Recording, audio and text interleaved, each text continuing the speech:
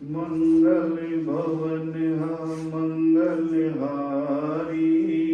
करहु तु दशरथ अचर बिहारी। राम सिया राम जय जय राम। राम सिया राम जय जय राम।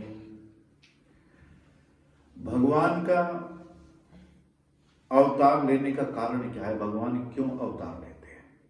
इस पृथ्वी पर भगवान क्यों आते हैं? भगवान का पृथ्वी पर अवतार लेने का कोई एक कारण नहीं होता है, बहुत कारण होते हैं।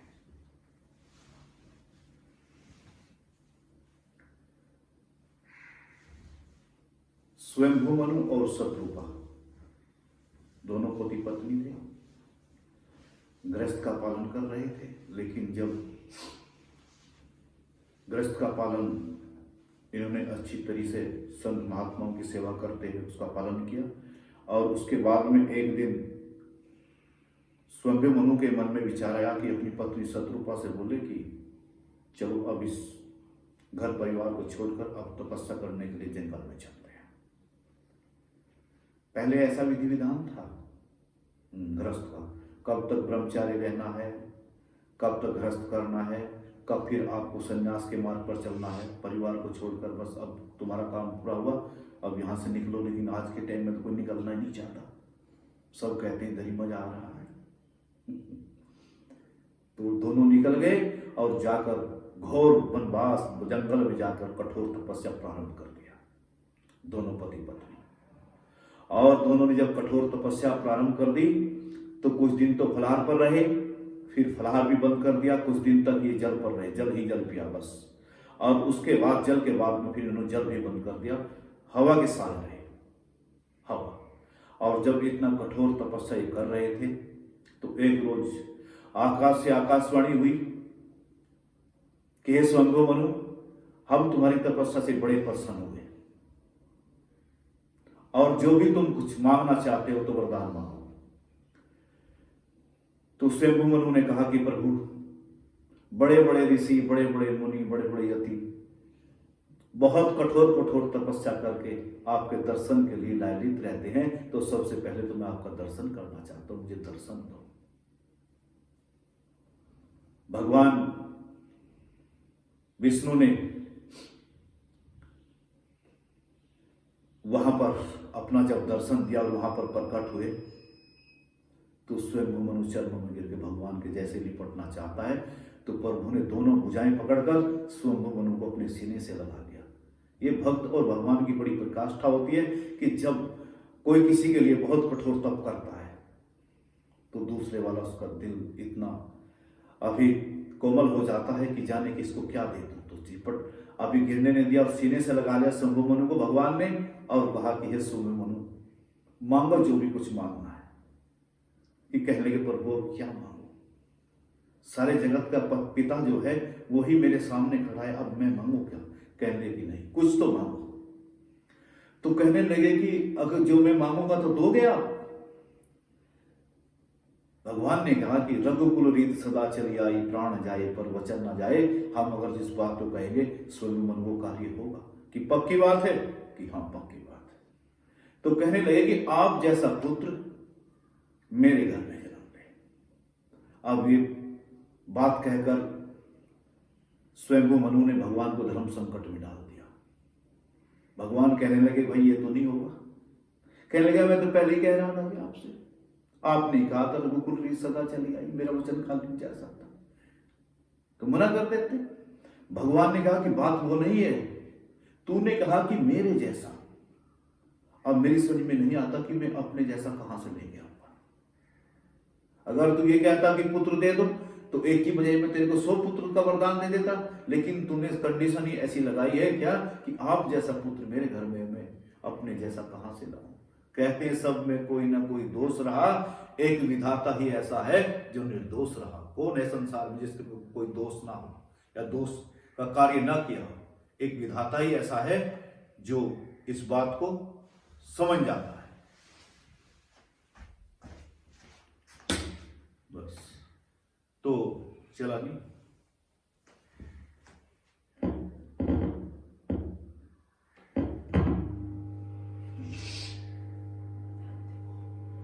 तो भगवान एक ऐसा है कि ईश्वर एक ऐसा है जिसके अंदर कोई दोष नहीं है, गुणवान वही है। मनुष्य के अंदर तो कुछ ना कुछ अवगुण चलते ही रहते हैं। तो भगवान ने कहा कोई बात नहीं है, हमने अगर तुम्हें वरदान दिया है तो हम वरदान पूरा भी करेंगे। तो कहने लगे कैसे? भगवान ने कहा कि अब आपने कहा है कि आप जैसा तो मुझे संसार में कोई नजर नहीं आता, तो इसलिए हे स्वयं मनु हम ही खुद राम अवतार में महाराज दशरथ जी के यहां पर आएंगे और अभी आप कुछ दिन और तपस्या करो और उस तपस्या के करने के पश्चात में फिर आप दोनों का शरीर यहां पर पूरा होगा और इस शरीर के बाद में फिर आप अयोध्या में जन्म लेंगे महाराज दशरथ के नाम से और आपकी जो पत्नी है शत्रुपा, ये कौशल्य के नाम से आपकी पत्नी होगी और हम वचन देते हैं कि हम राम रूप में तुम्हारे घर में जन्म लेंगे। जब ये वचन दिया तो भगवान ये वचन देकर अंतर्धान हो गए। स्वयंभुवन और शत्रुपा ने कुछ समय तक वहां पर जब तप किया, उसके बाद में शरीर का त्याग कर दिया और पुनः फिर अयोध्या में महाराज दशरथ ने जन्म लिया और फिर उनकी विवाह कौशल्या जी के साथ में हुआ। और कौशल्या जी प्रतिदिन सत साहित्य पढ़ती है। कहते हैं कि जो स्त्री प्रतिदिन जब बच्चा गर्भ में होता है और सत साहित्य पढ़ती है तो बच्चा भी गुणवान होता है। और हमारे शास्त्र में भी वर्णन आया है कि जिस बच्चे का जन्म होता है तो उस बच्चे की जीवा पर अगर सोने की अभिसलाई से शहद में भिगोकर ओम लिखा जाता है तो बच्चा बड़ा विद्वान और ज्ञानी सिद्ध होता है। तो जब अयोध्या में श्री राम जी का जन्म हुआ तो काकभूषण जी को पता लगा और उन्हें पता लगा तो कैलाश पर्वत पर शंकर भगवान के पास पहुंच गए और कहने लगे कि प्रभु जी खां कि भगवान का अवतार हुआ है, दर्शन के लिए जल्दी चलो, विलंब ना करो। विष्णु अब शंकर भगवान बोले कि जब तुमने सूचना दी है तो मिथ्या तो हो नहीं सकती, तो हम तैयार हैं, तुम्हारे साथ दोनों चल दिए। तो भगवान ने क्या काम किया? उनको पता था कि अगर पूर्ण रूप में जाऊंगा तो वहां पर कुछ भी गड़बड़ हो सकती है, इसलिए भगवान ने क्या काम किया? एक पंडित का रूप धारण किया शंकर भगवान ने और काकभूषण जी को अपना शिष्य बनाया। और दोनों अब अयोध्या में राम जी का जब जन्म हो रहा है तो दुनिया आ रही है, महल पर भीड़ लग रही है, तो ये भी पहुंच गए। अब जैसे ये पहुंचे दोनों काकभूषण जी और शंकर भगवान, तो द्वार पर उन्होंने रोक दिया। कहाँ जाते हो? कहने लगे भैया सब दर्शन करने हैं लाला के, महाराज दशरथ जी को राम जी आए हैं उनका दर्शन करने के लिए। कहने लगे नहीं, वशिष्ठ जी ने कल से मना कर दिया है कि किसी को भी अनजान व्यक्ति को दर्शन नहीं कराना, बच्चे को नजर लग गई है, आपको दर्शन नहीं हो सकता। पहले जाओ उनके पास से एडमिट कार्ड लेके आओ वशिष्ठ जी के पास में। अब बेचारे दोनों शंकर भगवान और काकभूषण जी बेचारे घर से खाली लौट आए और शरीर नदी के किनारे बैठकर सोचने लगे क्या करें। रात भर चिंतन करते रहे, सोचते रहे, विचार करते रहे कैसे करें, क्या करें। तो शंकर जी के मन में विचार आया कि सुबह शाम के टाइम में सिक्योरिटी टाइट रहती है और दिन में भी टाइट रहती है, लेकिन 4 बजे का जो समय होता है वो समय निद्रा का होता है, तो सिक्योरिटी भी हल्की पड़ जाती है। जितनी भी गाड़ी नंबर 2 की होती है ना, ये लगभग चुंगी पास जो होती है ये 4 बजे के आसपास होती है। क्यों होती है? क्योंकि गाड़ी वालों को पता होता है इस समय पुलिस वाले भी नींद के झटके में आ जाते हैं। तो भोले ने कहा काकभूषण जी को कि समय जो है सुबह 4 बजे चलते हैं और 4 बजे द्वारपाल उनका जड़ा नींद के झटके को होंगे तो अंदर चले जाएंगे। जैसे ही वे गए द्वारपाल उन्हें एकदम एडमिट कार्ड ले गए, आधार कार्ड ले गए, वशिष्ठ जी के पास गए थे। उन्होंने कहा कि भैया हमारे पास कोई कार्ड नहीं है, कुछ ले दे कर काम कर लो, हमें दर्शन करा दो, कुछ ले दे दो रिश्वत। कहने लगा अच्छा रिश्वत की धमकी दे, तो यहाँ रिश्वत नहीं चलती बिल्कुल भी, और चले जाओ यहाँ से, दोबारा नहीं आती किसी को। भगवान के द्वार से जब यह आदमी निराश होता है तो बड़ा परेशान होता है, तो दोनों आकर सरयू नदी किनारे एक कुटिया में बैठ गए और कुटिया में जैसे ही बैठ गए तो रात भर शंकर भगवान रोते रहे। किस लिए? कि दर्शन के लिए कि प्रभु जी खान, जब भक्त आपके द्वार पर आएगा और आप ही उसको ठुकरा दोगे तो फिर भक्त जाएगा कहां जाएगा। तो जैसे ही शंकर भगवान ने रोना प्रारंभ किया तो हमारे ऋषि मुनि बताते हैं कि जैसे भी आप भगवान को जिस भाव से आप भजते हैं, भगवान भी आपको उसी भाव से भजेगा। अगर आप भगवान के लिए 10% रोते हैं तो भगवान आपके लिए 100% रोएगा। अगर भगवान के लिए आप 10 कदम चलते हैं तो भगवान आपकी तरफ 100 कदम बढ़ा देता है। तो उधर शंकर भगवान रो रहे हैं, उधर रात्रि के समय राम जी ने भी बच्चे थे रोना प्रारंभ कर दिया। जोर जोर से रोए, पूरे महल की दीवारों से रोने की ध्वनि गूंज रही है। अब शंकर भगवान भी उधर रो रहे हैं कि प्रभु जी आपने हमें ठुकरा दिया, हम दर्शन के लिए आए थे।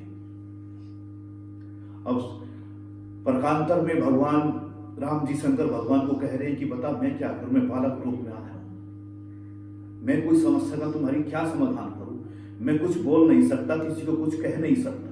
मैं तो चतुर्भुज रूप में प्रकट हुआ था, लेकिन उस रूप को देखकर माता जी ने मुझको कहा कि तुमने तो बच्चे के रूप में आने का लिए संकल्प किया था, वरदान दिया था, आप चतुर्भुज में आए हो तो मुझे बालक बनना पड़ा, मैं तुम्हारे लिए क्या कर सकता। बस और क्या कर सकता है बच्चा? जब बच्चा बोलता नहीं है तो क्या करता है? रोना ही प्रारंभ करता है। तो जैसे उन्होंने रोना प्रारंभ किया तो महल में पूरे में सन्नाटा छा गया। सारे महल में सब शांत हैं, लेकिन बच्चे की आवाज ने पूरे महल को गुजार रखा। जोर जोर रोए राम जी, जोर जोर रोए। अब जब जोर जोर रोए तो कौशल्या माता जी ने द्वारपाल को कहा कि देखो भाई, वशिष्ठ जी को बुलाया। वशिष्ठ जी ने कहा भाई इसको तो किसी की नजर लगी है, और मैं पहले ही कहा था कि अनजान व्यक्ति को अंदर मत आने दो। अब मैं तो इस झाड़ फूंक का काम जानता नहीं हूं। तो द्वारपाल को कहा कि तुम सरी नदी किनारे चले जाओ, कोई वहां पर कोई कर्मकांडी ब्राह्मण ब्राह्मण हो तो जाओ, उन्हें देखो, उसकी नजर उतार दे बच्चे की। तो जैसे ही दो सेवक सरी नदी किनारे गए तो घूमते फिर रहे थे, तो जाकर शंकर भगवान की कुटिया में एंट्री हो गई और कहने लगी कि क्या नाम है तुम्हारा? शंकर भगवान बोले कि हमें सदाशिव कहते हैं, कि भोला भी कह देते हैं, कहीं कहीं शंकर भी कह देते हैं। कहने लगे कि कुछ वैसा भी जानते हो क्या, तुम क्या काम करते हो? कहने लगे हम तो बच्चों की जन्म कुंडली बनाते हैं, उनके भाग्य की रेखाएं बताते हैं, उनके भाग्य में क्या होने वाला है। और कहने लगे नजर नजर क्यों उतारनी जानते हो? शंकर भगवान बोले ये तो स्पेशल तो काम हमारा यही है, नजर उतारने का ही। नजर तो मैं एक बार किसी के उतार दे तो जिंदगी में लगती नहीं है। तो कहने लगे कि चलो फिर तैयार हो, हमारे साथ में चलो। तो दोनों को साथ में लिया गया उनको, और जैसे दोनों को साथ में लेकर चले तो जैसे कुटिया से बाहर निकले तो बाघ भूषण जी ने शंकर भगवान का धोती का पल्ला पकड़ लगे, बोले बात सुन ले क्या कि दोनों का वादा ये होता, इकट्ठे आए थे दर्शन के लिए, अब निमंत्रण आ गया तुम्हारा, तुम चलती है मुझे छोड़कर। अगर मुझे लेकर नहीं जाओगे तो सारी पोल पट्टी खोल दूंगा, न कोई तुम यहाँ पर सदाशिव हो और न मैं कोई अब यहाँ तुम्हारा चेला हूं। अब भगवान को पता था सदाशिव को कि अगर पोल पट्टी खुल गई तो दर्शन नहीं होगा फिर। तो कहने लगे आ तो जा तू पहले वहां से। कहने लगे आदमी पहले बात साफ है, फिर तो बाद में झगड़ा ही होता है, पहली बात खोलो। और कहने लगे तू आ तो जा, चल देखते हैं। और वे जैसे ही वहां पर गए गेट पर, और जैसे गेट पर गए तो द्वारपाल ने फिर उन्हें डांट दिया। कहने लगे तुम्हें बार बार समझाते, तुमको अकल बुद्धि क्यों नहीं आती है? तुमको कितनी बार यहां से निकाल दिया? लाइए अभी आधार कार्ड है तुम्हारे पास, एडमिट कार्ड। उन्होंने कहा कि अब विवाह तो है। भोलेनाथ ने कहा पक्के वाला है। वे सेवक बुलाया भाई, सेवक ने कहा भाई अंदर बुलाए गए, इनको मत छेड़ो। तो कहने लगे तुम तो जाओ, ये बच्चे को ही छोड़ो, ये बच्चा क्या काम है कागभूषण जी का। शंकर भगवान ने देखा क्या करूं, और उधर आंखों ही आंखों में कागभूषण जी इशारा कर रहे। कहने लगे कि समझ लो बात को, अगर मैं अंदर नहीं गया तो सारी पोल पट्टी खोल दूं दे। तो शंकर भगवान ने थोड़ा ध्यान करके तीसरा रास्ता निकाल लिया और कहा कि भैया बात ऐसी है, मेरी नजर कमजोर हो गई है, और ये जो बच्चा है ये हाथ की रेखा पैरों की रेखा देकर यही बताता है, उसका फल फिर मैं बताता हूं। अब एंट्री हो गई, दोनों अंदर पहुंचे तो माता जी राम जी को लेकर एक साड़ू के पल्ले में छुपा रखा है, और लेकर जैसी आई शंकर भगवान ने कहा कि अच्छा ये बच्चा है। अब ये बच्चा है तो अब कहने लगे माता जी जरा पर्दू उठाओ इसके मुख से। अब कौशल्या जी तो बड़ी भोली है, कौशल्या जी ने जैसे ही पर्दा हटाया तो घटना घटित हो गई। जब भगवान शंकर भगवान के और राम जी की दोनों की नजरें एक दूसरे से टकराई तो दीदार हो गया। कहने लगे बच्चा हूं, कुछ कर नहीं सकता, लेकिन समझ आंखों ही आंखों में बातें हो रही थी। तो ये देखते जब शंकर भगवान राम जी की आंखों में देख रहे हैं, राम जी शंकर भगवान की आंखों में देख रहे हैं, तो लीला उल्टी हो गई। उल्टी क्या हो गई? अब राम जी का तो रोना चुप हो गया और शंकर भगवान ने रोना प्रारंभ कर दिया। अब वहां देखकर माता जी तो बड़ी खुशी, कौशल्या जी कहने लगे कि पंडित जी आपने तो कमाल कर दिया, मेरे बच्चे का आते ही रोना बंद कर दिया। अरे कहने लगे माई अभी तो ये तेरी गोद में है, अभी तो इसने रोना बंद किया है, तनिक इसको हमारी गोद में तो ला। अगर हमारी गोद में ला देगी तो इसको तो हम ऐसा कर देंगे ये जीवन में कभी रो ही नहीं सकता। माता जी तो बड़ी भोली है। राम जी को शंकर भगवान के हवाले कर दिया, गोद में दे दिया।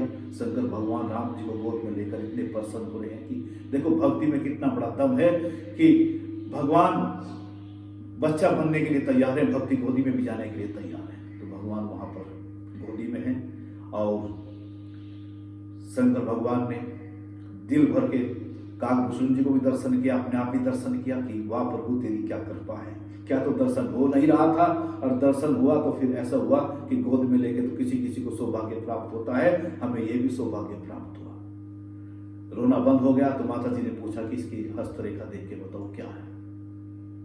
तो सदाशिव शंकर भगवान जो सदाशिव जोशी बने हुए थे कहने लगे कि ये बड़ा भाग्यवान होगा और जगह जगह इसके मंदिर होंगे और इसके नाम का लोग कीर्तन करेंगे, इसके नाम का लोग जप करेंगे, ये बड़ा भाग्यशाली होगा। कहने कुछ और भी बताओ। कहने कुछ समय बाद ऐसा होगा कि एक महात्मा इनको लेने के लिए आएंगे तो तुम इनको भेज देना। माता जी एकदम से गुस्से में आ गए, महात्मा जी ये क्या बोलते हो, मैं अपने बच्चे को महात्मा के साथ में भेजूंगी?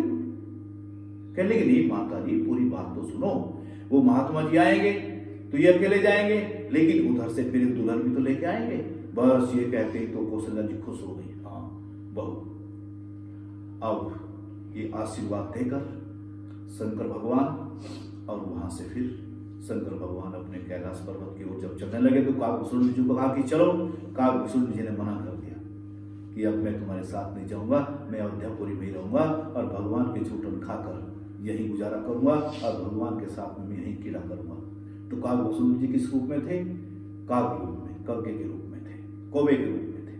तो वहीं पर रहे, भगवान की झूठन खाते थे और भगवान के साथ में बहुत मौज मस्ती लेते थे। भगवान का अवतार लेने के बहुत सारे कारण होते हैं, कथा में बहुत सारे कारण होते हैं। जय श्री राम।